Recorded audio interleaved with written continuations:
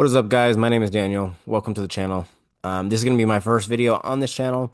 So if you're finding this, I really appreciate it. And yeah, without further ado, let's get into it. So today we are going to be breaking down logically, emphasis on logically, why Michael Jordan is not the GOAT. Now this is a hot topic as LeBron James continues to rack up accolades and break records. The GOAT debate is getting increasingly heated. And as people are starting to tell that LeBron James is nearing the end of his career, um, it's it's easy to conclude that we have 99% of LeBron's legacy. And so yeah, we have everything we need to figure out who is the greatest of all time, unless at the ripe age of 40 years old in 2025, LeBron James goes to another uh, finals, um, which would be absurd. But this video is taken in January 2025. Um, so yeah, let's just get into it. Now I have recorded this video before and I did a longer form, but the PowerPoint wasn't working. And so I had to try a new format. So hopefully the PowerPoint is working and you guys can see everything that I'm saying. Two, the reason why I'm making this video is because when people tell me who their top five all time is or their top 15 all time, I see a lot of inconsistency. It doesn't make any sense. Their logic is completely bouncing around. Their reason for justifying putting Tim Duncan in is completely different than justifying for why they put Carmelo Anthony in, and it's completely different than why they justify putting Kevin Garnett in. Like the logic is completely all over the place. And so we are going to be breaking it down logically. So yeah, that's the whole purpose of this video. So this video is going to be looking at basketball from a philosophical perspective, meaning we have our premises. If you agree with both premises, then the conclusion, um, you have to agree with that as well. As long as these premises are sound, and there is a direct correlation, then yeah, as long as you don't have a problem with the premise and you don't have a problem with this little equal sign here, an example of this would be that all dogs are mammals. German shepherds are dogs. All German shepherds are mammals. If you agree with this premise, the second premise, then you have to agree with the conclusion. So yeah, without further ado, let's get into it. Argument number one. Now, this is something that I hear all the time. Rings. Rings make you the GOAT. Well, so the premise of this one is pretty simple. The GOAT has the most rings. Bill Russell has the most rings. Conclusion, Bill Russell is the GOAT. Now, this is what I mean when I say that people have inconsistent logic. People will say that Michael Jordan is greater than LeBron James because Michael Jordan has 6 rings and LeBron has 4. End of discussion. And then you simply say Bill Russell, and they say, well, that's different. It can't be different. And like I said, and I wanted to preface this in the intro, but I forgot to. I also don't really care what your premise is for your GOAT debate or what your argument is. As long as it's consistent, I don't really care. And so with that being said, if this is your argument, I'm completely fine with that. As long as this is your all-time top 6. Bill Russell, Sam Jones, and we go all the way down to Satch Sanders and John Havlicek. As if this is your all-time top 6 players in the NBA, then totally fine. Then your logic is completely sound, and I respect you as an intelligent person. The only problem is that most people will realize that these are all Celtics players. That's the problem with the rings. They don't really mean much. Um, yeah, this is my very first critique is that your all-time top 6 is just all people that played with Bill Russell. My second critique. Robert Horry has 7 rings. Michael Jordan has 6 rings. Therefore, Robert Horry is greater all time than Michael Jordan. This is just stupid logic.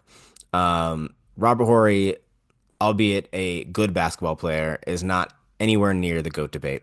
Although, like I said, some of these people who fight for Michael Jordan, based on their logic, Robert Horry is even a greater basketball or a greater athlete than Tom Brady, according to their logic. So, argument number two. The GOAT has the most finals MVPs. Premise two, Michael Jordan has the most finals MVPs. Conclusion, Michael Jordan is the GOAT. Now, this argument is a little bit more solid than the last one because this argument, at the very least, fixes the issue that there's a difference between leading your team to a ring and just winning a ring. Those are not the same thing. And if this is your logic, then this is also totally fine. I have no problem with this logic, um, as long as it's consistent. And we're gonna go over. I have two critiques to this as well.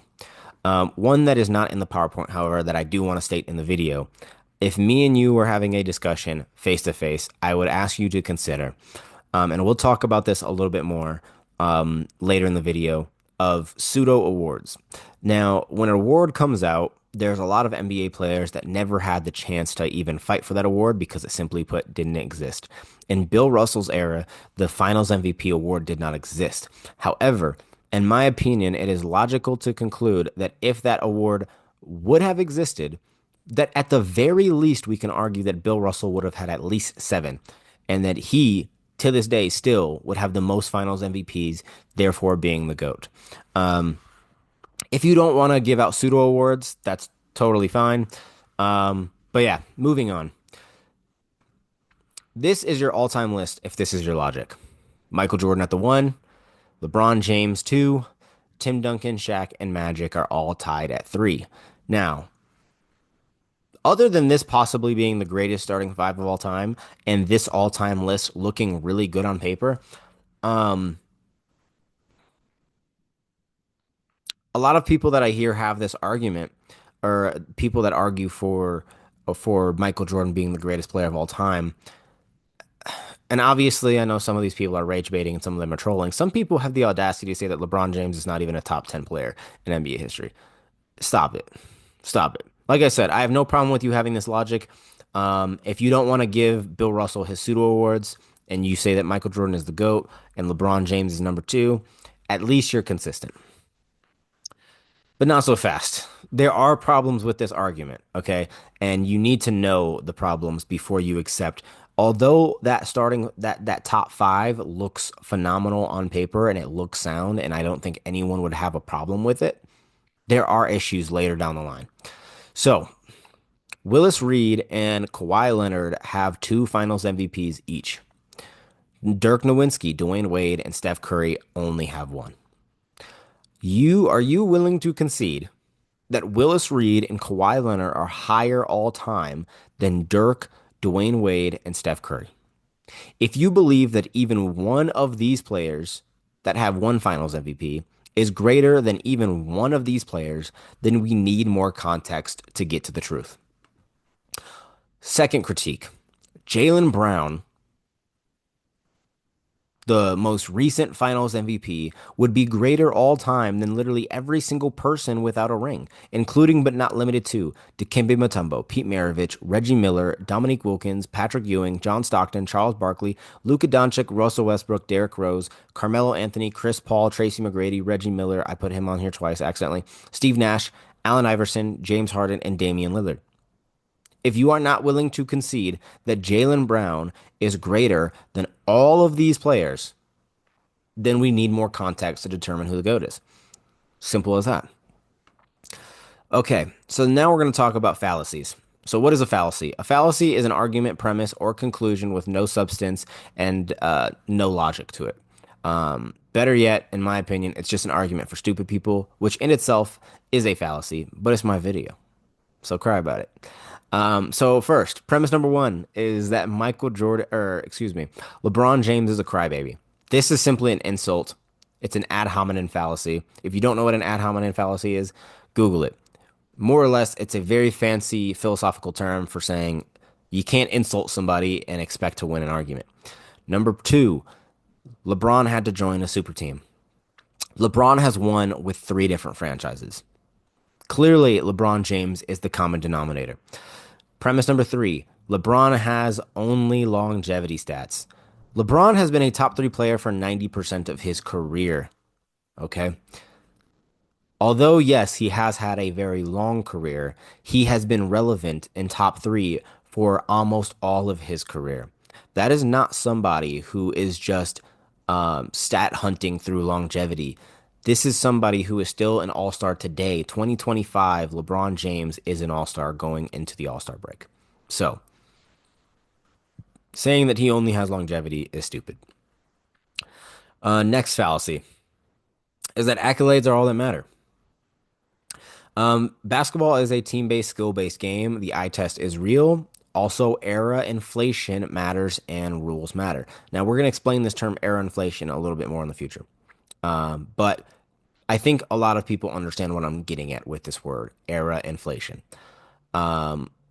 Simply put, era inflation is the logic that we use to say that Michael Jordan is greater all time than Bill Russell. Why? Because the NBA was far more skilled in Jordan's era. And if you don't believe me, just watch their games. Watch Jordan's highlights, watch Bill Russell's highlights. Watch a full 48-minute game of Michael Jordan playing versus a full game of Bill Russell playing. If you do that, you can see that there's a clear difference. Some would argue they're not even playing the same sport. Like it's completely different. Bill Russell is phenomenal, and we should give him his flowers for what he contributed to the game of basketball. However, it would be foolish to assume that Bill Russell could play in the 90s. It would be foolish to assume that Bill Russell could play in the 20s. People are jumping way too high. People are running way too fast. People have moves that Bill Russell never had to deal with. So it's just not like era inflation. I shouldn't even have to argue for it. It's clear as day. And if you refute era inflation, then Bill Russell is the greatest of all time. Simple as that. So without further ado, who is my GOAT? So my personal argument, this is who my GOAT is. Okay. Premise one is era inflation. So, air inflation is a real thing, and these are some of the key check marks slash milestones that the NBA has had over the years. If you want to pause the video and look at all of them, they're keystone moments in the organization's history that changed the game. Premise number two, finals MVPs are worth double what rings are. Also, conference MVPs are worth more than a ring. Why is this? One, leading a team to the finals and winning is far superior than a bench player riding to a ring. This is obvious and not necessary to explain more. If you actually contributed to the MVP, or if you actually contributed to winning the finals versus being the sixth man on a finals team with low minutes, then you have a better legacy and a better career than that other person. Premise The second part of this premise, leading a team to a conference championship is more impressive than a ring. Simply put, Luka Doncic is a greater player all time than Shane Battier. Luka Doncic has no rings. Shane Battier has two. But Shane Battier was never the first option. Therefore, even though he has two rings, they are not as great. They do not overshadow Luka Doncic having one Western Conference win. Also, with this conference MVP, the reason why I brought up pseudo awards when talking about Bill Russell is the conference MVP is the newest award. I believe if my memory serves me, it came out in 2021 or 2022. It's a very, very new award. LeBron James and Michael Jordan have zero conference MVPs. However, we can attribute their conference MVPs in a pseudo fashion. Just because they never won the award doesn't mean we can't watch the game and tell that Jordan was the leading cause for those victories in the Eastern Conference Finals. So we are going to be from moving on in this video. Even though these awards don't exist, we're going to attach them to certain players in a pseudo fashion. Premise number three is that medals are a far superior system at reflecting the context within history than rings are. Rings have people developing an all or nothing mentality, which is stupid. Going to the finals and losing is still far more impressive and better for your career than missing the playoffs entirely. If you think that an NBA team who goes to the finals and loses is the same as a team who wins 5 games out of 82 games and misses the playoffs, has to blow up their team, fire all of their staff. Like, if you think that that is the same, then your brain is smooth. Thoughts just slip off. Like, that's just brain dead logic. The next premise: if the NBA has a medal system, this is more or less how it worked. The finals winners gets gold, the finals losers get silver, and the East and West Conference Finals losers tie for bronze. Simple as that.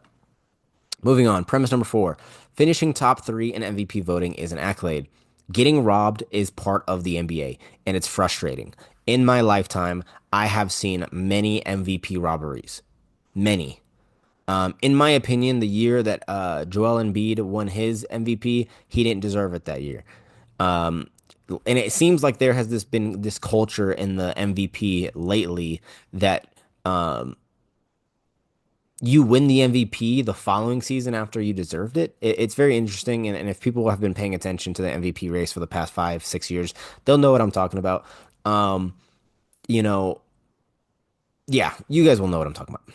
Without further ado, though, Jordan, LeBron, and Kobe have all been robbed. Okay, so this point actually helps everybody's legacy. It gives more context because instead of ignoring this and being frustrated with these robberies, we just count them in the medal system: gold, silver, and bronze. If you actually won the award, you get gold. If you were the second place in MVP voting, you get silver. If you're third place in the MVP voting, then you get bronze. Simple as that. I'm not gonna go all the way down the list and count people's accolades if you place in the top 15 of MVP voting. I'm just um, maybe somebody can go and do that because I believe that more context is better. I just at this time am I don't have the time to do that specifically. But I would love it if somebody went through all of NBA history and at the or maybe at the very least just counted maybe the top 10 or top five um, finishers in MVP voting because I believe that'll give everybody a little bit more context about their careers. Anyways, premise number five is that your whole career does matter. Okay. You can't hyper focus on a person's peak and say that you're honestly assessing their career. Kawhi Leonard has two great peaks, one with the Spurs, one with the Raptors. However, he's done nothing of value in the past 5 years. In fact, he's done many things that hurt his legacy, like not playing for undisclosed reasons. Like he is a very interesting NBA player, and if you're not familiar with him, like I said, he has two Finals MVPs. He has great accolades, but for the past 5 years, he's been sitting on his butt, not doing much. Also, Jordan's career was not 6 years; it was 15 years, and it's vital to assess their entire career. So his stint in Washington, spoiler alert, but it hurts his legacy because it did happen. He was playing basketball in Washington, and all of the things that he did in Washington, we have to count towards his career. Next, negative moments in your career should hurt your legacy. They're not neutral events. This is piggybacking on the last point. Missing the playoffs is a huge failure to not even place in the top half of the league, or at the very least in the top half of your conference. In the GOAT debate, this is a huge negative on your career.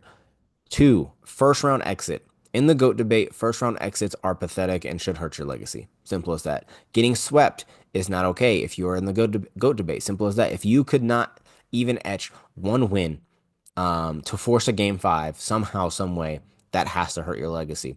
This is piggybacking off of the first point here, but a losing regular season record, not even winning half of your games, is not okay. So if you want to pause this, I kind of go over a little bit more of the logic. But yeah, if you just want to pause this, this is just concluding all of the premises. So finally, how do we calculate all of these factors? Well, the first calculation that we have to make is for air inflation, and we're going to use power scaling. So if you are a nerd or you're familiar with the nerd space, I happen to be slightly a nerd, so I'm familiar with this space. It's the space of power scaling. So what is power scaling? Anytime you have two people in different universes who have will never fight each other, and you need to figure out who would win in a fight, you use power scaling. You take the things that they have done and the things that they can do, and you figure out who would win. For instance, Superman versus Silver Surfer. You can take the things that they've done. Both of them have destroyed planets. Both of them have destroyed moons.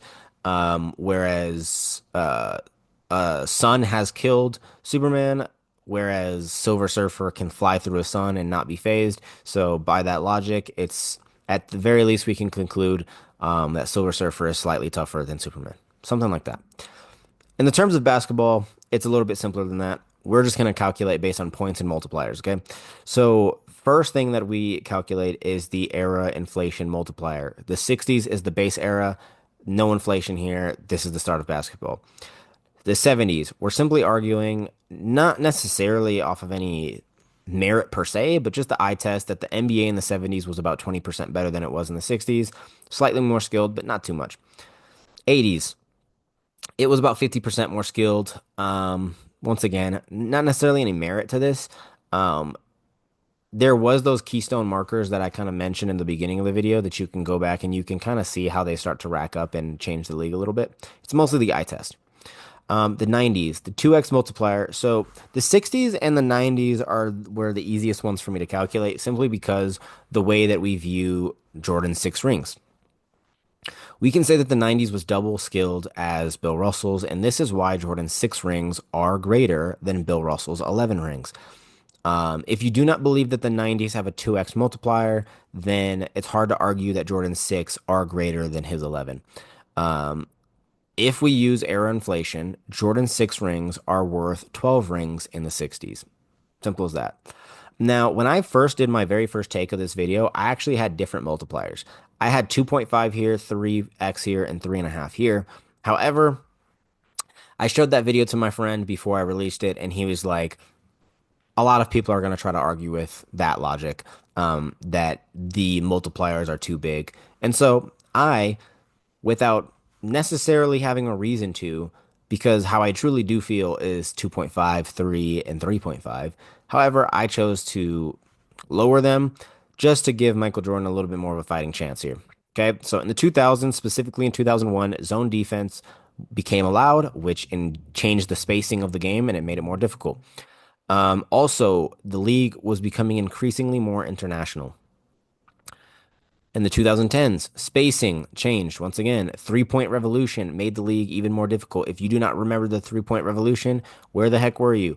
Steph Curry, Klay Thompson, and Damian Lillard changed the way that the game was played with their insane 3 point efficiency, shooting over 45% at a ridiculous attempt rate.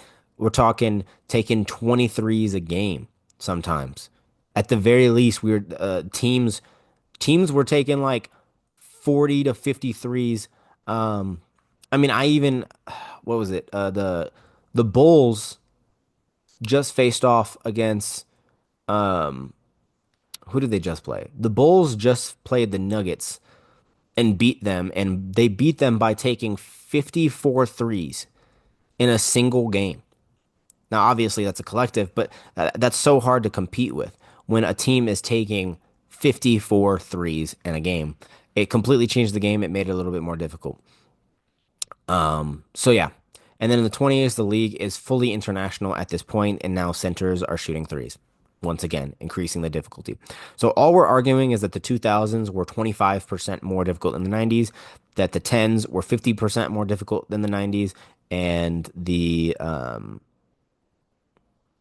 or actually technically that's not correct math, but you guys see what I'm saying here. Okay, power scaling part 2. So these number values, I'm open to hearing critique on all of these number values. In fact, I welcome critique on these number values. A lot of these were just kind of, some of these are based off of merit. Obviously, winning the finals is greater than losing the finals, which is greater than losing in the conference finals. Finals MVPs are at the very least, I would argue, even more greater. So I probably, if I was critiquing myself, would lower some of these numbers. But for the sake of this video, we don't need to do that. Finals MVP is double what a ring is. Also, like I said, and this was kind of one of the main contention points, or this is kind of one of the main points that I felt is winning a conference, being the leader on your team to win a conference game, conference finals, is greater than a ring. Okay. So we know that this number, 75, has to be greater than this number. That's kind of the only concrete point that I have. Also, the unanimous MVP, no one has done that except for Steph Curry. Therefore, it has to have the most points. I don't need to explain why that's the most impressive feat in all of basketball. Um, In fact, I could argue that this could be closer to 200 to 300 points, but we're not going there because we're not even talking about Steph Curry in this video. Therefore, it's kind of redundant. Okay, let's get into these careers. Michael Jordan in the 80s. No finals wins, no finals losses. He did lose in the conference finals, but no biggie because we're going to count that for him. He gets 30 points because that context is important that he took his team to the Eastern Conference Finals, albeit he lost. It's still impressive that he took his team to the Eastern Conference Finals. No finals MVPs, no conference MVPs, because, like I said, he doesn't get the conference MVP because he lost in the conference finals. If he would have won, he probably would get that conference MVP. He did have a regular season MVP, and he was runner up twice. Some say that he was robbed in the 80s of an MVP, that he should have two. But once again, no worries. We're going to count that context for him, and he gets 100 points with his two runner ups. No unanimous MVPs. And then we go over here to his negative marks. He did have two first round exits, which we have to count that against him. He did have a losing record three times. We have to count that against him. And he did get swept twice. Him getting swept and his first round exits are the same. So these two playoff runs here really, really do a dent. They take 200 points off of his legacy. So over here we have his total for positive points. He had 205 positive points. We minus the 350 negative points, we get a negative 145 points, and then we had his multiplier, and that's what we get. Now, this is where the meat of his career comes in. Before we get into the positives, I do want to come over here really quick to the negative side. Zero missed playoffs in the 90s, zero first round exits in the 90s, zero losing records, and zero getting swept. This is insanely impressive. Zero negative marks for his legacy in the 90s. Phenomenal. Let's go over to the positive. Six finals wins, 300 points. Um, he did have one conference loss. However, no biggie. We're going to count that context for him because he still did make it to the Eastern Conference Finals.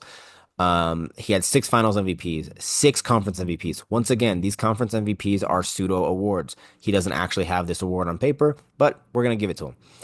Then we have the regular season MVP. He won five times. He had a runner-up season. Some would say he was robbed, but no worries. We're going to count that for him. Third place twice. Now, I want to keep in mind why. I mean, because this video is not to dunk on Michael Jordan in any way. His career in the 90s was phenomenal. Zero negative marks. He was in the top three MVP voting for 8 of the 10 years in the 90s. 8 of the 10 years of the 90s, he was top three. That's phenomenal. Moving on, Michael Jordan in the 2000s. Um, no finals wins. I mean, honestly, nothing good. This is where his career completely flops. Zero good things happened to him in the 2000s. On the flip side, we go over here and he missed the playoffs and he had a losing record twice. So this has to hurt his record. We add the 2000s multiplier, we get that negative 495 mark. So all in all, his career looks like this. In the 80s, he had a negative career, um, negative 217 and a half points. He has a insane run in the 90s where he accumulates 3,110 points. And then once again in the 2000s, he has a pretty bad career where he accumulates 495 negative points. So the total power scaling for Jordan's career is 2,397 and a half points. Okay, LeBron in the 2000s. Nothing in the finals. He did win. He did lose the finals one time, but we're going to count that as a silver towards him. He did lose in the conference finals one time. We're going to count that as bronze. No finals MVPs. We are going to count that he did have a conference MVP. He was the determining force in taking his team to the finals. So we're going to count that for him. He was a regular season MVP, and he had a runner-up. And so, yeah, we get a total of 270 points positive. However, he did miss the playoffs twice. He had a losing record once, and he got swept once. So we're going to count all of that against him. So simply put, and then we're going to add his multiplier. He gets 112 and a half points. LeBron in the 2010s, three finals wins. Okay. Five finals losses. He never lost in the conference finals. He had three finals MVPs. That gives him 300 points. And this is what's really crazy. Conference MVPs, once again, this is a pseudo award, but he has eight of them. Okay. 600 points. This is the bulk of his career right here. The fact that he led a team to the finals 8 times is phenomenal. Okay, moving on to the regular season MVP. He won 3 of these awards. Okay, he was runner-up twice. Some say he got robbed. Um, and he was third 3 times. So similar to Jordan in the 90s, for 8 years in the 2010s, he was top three. Okay. He was top three for 8 of those 10 years. That is phenomenal. No unanimous MVPs. We might as well just call this the Steph Curry Award because he's the only one who's ever done it. However, he did miss the playoffs once. We count that against him. He got swept once. We count it against him. We do the math. We add the multipliers and we find out that his career in the 2010s gives him 3,962 and a half points. LeBron in the 20s, he has a finals win in 2020. Also, I don't want to hear anything that this was a bubble ring. All NBA players who played in the bubble have come out and said that that was the hardest playoff run that they had ever had. It was the most difficult playoffs that they've ever had. So they all said that they struggled to stay focused, that they struggled with anxiety and stress. And so the fact that he won, like, stop it. Stop it. In fact, it's more insulting to Michael Jordan's career that you have to call that a bubble ring in order to make him the GOAT. LeBron or Jordan does not need you to call this a bubble ring for to justify his legacy. So stop it. Okay. Then he went to the conference finals and he did lose. He had a finals MVP. He had a conference MVP. No MVPs regular season. He did have one runner up, and so we're gonna count that for him. 305 points total. However, he has one mark on each of the negative marks. He missed the playoffs once, first round exit once, losing record once, and he got swept once. We count that all against him. Total for his career is 95 points, but we have to add that 3x multiplier, 285 points. So, all in all, LeBron's career in the 2000s, LeBron's career in the 2010s, LeBron's career in the 2020s, for a total of 4,360 points. So, without further ado, according to my power scaling, this is their careers. Okay. Jordan's career, he accumulates 2,397 and a half points. LeBron's career accumulates 4,360 points. LeBron James is the winner. If you disagree, then you need to explain why you disagree, either with the premises or you have to disagree with the power scaling. And like I said, I am open to critique on the power scaling because this is a new system. I just built it, and I just started calculating all of these things. If you like my power scaling, please comment in the bottom and say that you appreciate it because I do want to make more videos. I do want to do more head-to-heads with the power scaling model that I've built. Potentially next doing, you know, Tim Duncan versus somebody or Shaq versus Kobe or Kobe versus Steph Curry, something like that. And we can just, that way I can start to formulate who my top 15 is. Cause like I said, I don't even know who my top 15 is. I have a hunch on who my top 15 is, but I've never run 15 players through this power scaling model. And so, yeah, if you like this video, please like, share, subscribe, comment. Other than that, yep, have a great day and peace.